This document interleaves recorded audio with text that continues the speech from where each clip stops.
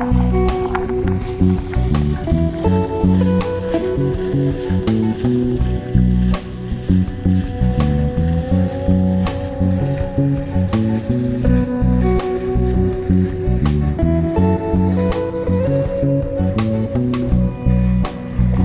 på er, här kommer ett nytt avsnitt. Idag blir det mycket fokus på projekt och på planering. Vi börjar förbereda för vår flytt. Vi börjar titta på att byta roderlager på båten. Det är också ett batteriprojekt på gång och jag har fått tag på en watermaker begagnad som jag börjar renovera. Det här är min fru Pia och här är jag, Jonas, och vår spanska vattenhund Leo. Och Leo han visar sig gilla isen lika lite som jag gör och gör allt för att försöka få bort den. Vad är det för? Vi har precis köpt en båt, Heart of Gold, och vår plan är att segla så länge vi kan och ha möjlighet. Då är det dags för lite planering här. Vi har sagt upp lägenheten och utflyttningsdag där är sista mars. Starta YouTube-kanal, det har vi gjort. Det har varit riktigt roligt att få igång YouTube-kanalen, så detta blir spännande. Och jag tycker vi har fått ett kanonfint mottagande nu i början, så tack till alla, både från mig och Pia. Sen har vi då sjösättning av båten. Ja, det är Mälaren som är här. Isen är över 5 cm tjock. Så att än så länge så är det inte läge för sjösättning. Hoppas att det inte är is för länge i år. Vissa vintrar har det varit helt isfritt och andra har det varit is fram i april. Då, så att vi får se, det är bara att hålla tummarna så att det inte blir för kallt och för mycket is. Tumma lägenhet. Då ska vi gå ner och börja packa lite. Förbereda för flytta ner alla grejer till västkusten. Och flytta över till båten sen. Det är ju... Tiden går fort, snart är det mars.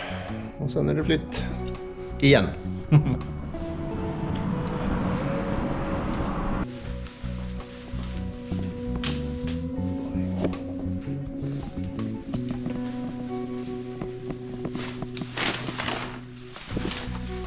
Hej! Hej! Hittar du något? Massor. Mm. Det är bara att börja röja igen. Mm. Kan man säga.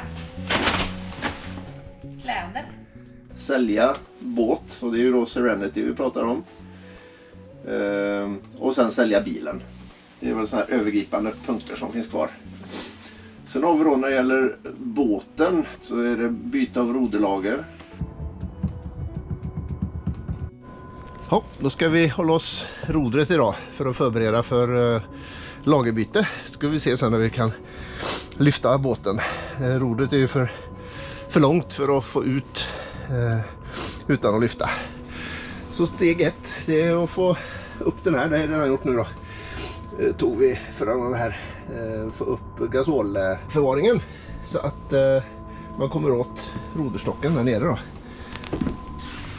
Och så är det bara att hoppa ner här i det lilla hålet. Handlampa på. Nu så.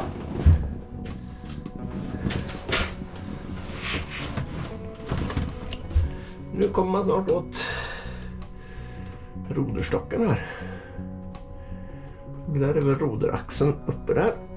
Så det är bara att släppa på de här bultarna här. Och sen släppa på den så ska rodret komma ner.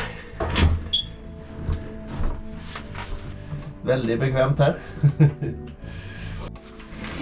Så där. Då har vi fått loss grejerna här. Då är ju det här roderstocken i komposit. Och sen har vi här är ju själva kvadranten. Och sen har vi här ett fäste eller en arm för autopiloten då. Så nu har vi släppt det. Så nu har vi hållit igenom roderstocken och sen är det bara att släppa ner rodret. Så det är ganska straightforward. Och här borta ser vi värmare. Den ska vi se över sen på sikt. Och sen har vi autopiloten här då. En hydraulisk. Så där får vi kika igenom lite grann vilka, om vi ska ha några reservdelar och extra slangar och sådär. Slangarna ser väl ganska okej ut. Antar att de har suttit i båten sedan det var nytt. Så att det kan väl vara värt att se över i alla fall. Då har vi Fått ner rodret. Här är ju lagringen som sitter på axeln. Det är väl rostfritt eller någonting, jag tror. Och sen är det den här delen som vi ska byta. Så nu är det bara att lyfta båten för att få ut rodret. Så är det klart. Den ska bottenmålas med lite bättre färg. Nu är det färg som gäller för ostkusten och Mälaren här. Vi ska ha i en ny batteribank med laddare och styrning av den. Där inne under sitter hunten. Och sen har vi... Det här är den gamla batteribanken med blysyrabatterier på cirka 560 ampere-timmar. De installeras runt 2019 och börjar bli lite trötta. Batteri där. Sen finns det 2 batterier fram i fören också för bog och ankarvinsch. Har vi fått fina batterier? Va? Du sett vilka fina batterier.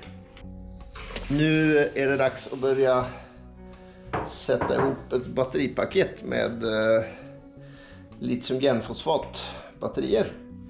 Så i fredags så kom beställningen. Vi kommer att installera en ny 12 volts batteribank med 12 stycken litium-järnfosfatceller som kommer att ha en kapacitet på cirkus 940 ampere-timmar och ta hälften av platsen jämfört med det gamla systemet och en bråkdel av vikten.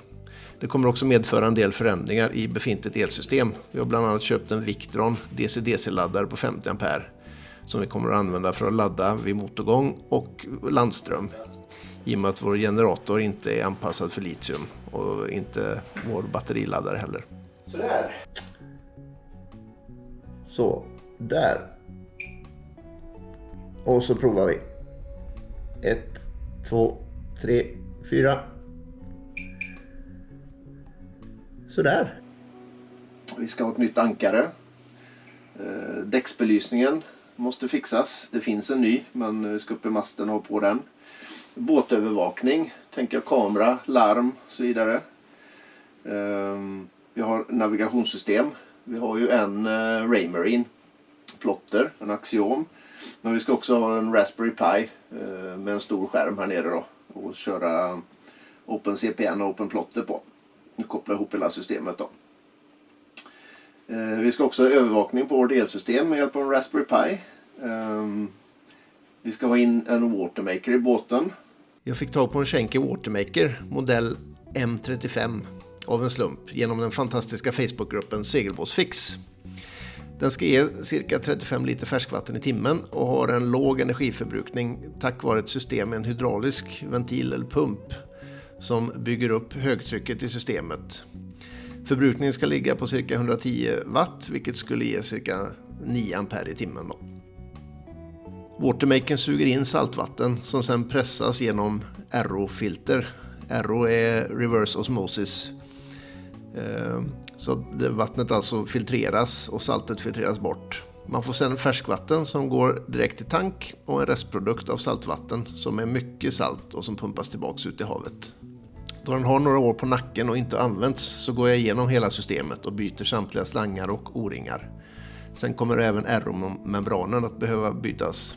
Det ska bli spännande att få provköra den här när den sitter på plats och se vad den presterar. Vi ska programmera om AIS så att den gäller med det nya MMSI-numret då. Så AIS, det står ju för Automatic Identification System, så det skickar ut en signal via VHF, via radio, som talar om vilka vi är, vilken position vi har och vilken fart och så vidare. Och sen kan vi också se andra båtar, så att det ökar ju säkerheten. Vi är här för att montera bort, ta med oss vår AIS som behöver programmeras om. Så då blir det till att montera bort den här. Sen är det ju så att AIS inte kan, har man lagt in ett MMSI-nummer en gång så kan man inte ta bort det själv. Så då måste man lämna in grejerna. Så då gör vi det. True heading. Omprogrammering av EPIRB. Det är ju en nödsändare. Vi kikar på EPIRBen. Emergency Positioning Indicator Radio Beacon.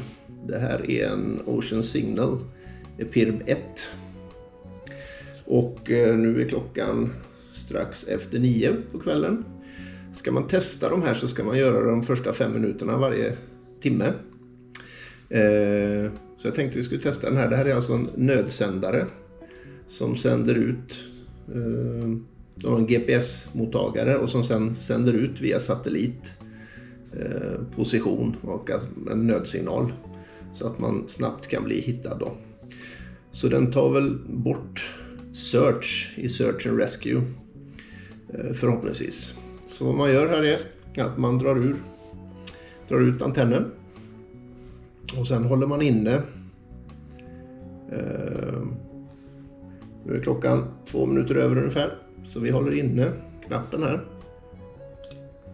Och då lyser den och sen börjar den blinka. Och det betyder att den har skickat iväg och sen ger den ett svar här i form av blink då. Och grönt betyder att den fungerar och att batteriet är okej. Så, och sen är det bara att veva in antennen igen. Så har vi testat vår Epirb. Det här ska man göra en gång i månaden enligt instruktion. Jag har haft den här några år nu, jag tror. Jag har nog testat den 3 gånger kanske, så jag har fuskat lite med det då. Men känns bra att ha den på båten. Vi ska testa våra överlevnadsdräkter. Alltid bra att ha provat saker. Vi ska ha till en grab bag så att det bara är att ta med sig om någonting skulle hända. Så nyper man den och hoppar i livbåt. Vattenfilter för dricksvatten in så att man filtrerar vatten som man tar på bryggan så att man inte får in en massa onödigt skit i vattensystemet. Dokumentation på båten, det är ju ägarbevis, försäkringsbevis, personliga certifikat, skepparexamen, jag har mitt fartygsbefälsbevis och så vidare. Så allt det ska ju med. Leos pass, våra pass, bevis på att han har rabiesvaccin och så. Vi ska köra lite ruttplanering. Det har vi ju börjat med då. Så att den är ju halvvägs kan man väl säga. Vi ska gå igenom riggen, men det tänker jag det ska vi göra när båten ligger i vattnet. Det är alltid trevligare att klättra upp i riggen när båten ligger i och inte när den står på land då. Och sen ska vi köpa en airhead-toalett, en torrtoalett och ha i den främre toaletten då. Så att det finns lite grann att göra och ta i. Vi tar det steg för steg här. Vi har ungefär 6 veckor till sjösättning. En ganska tajt tidplan börjar bli, men vi kör på. Tack för att ni tittade och ha det fint så länge. Projekten fortsätter och vi längtar till våren.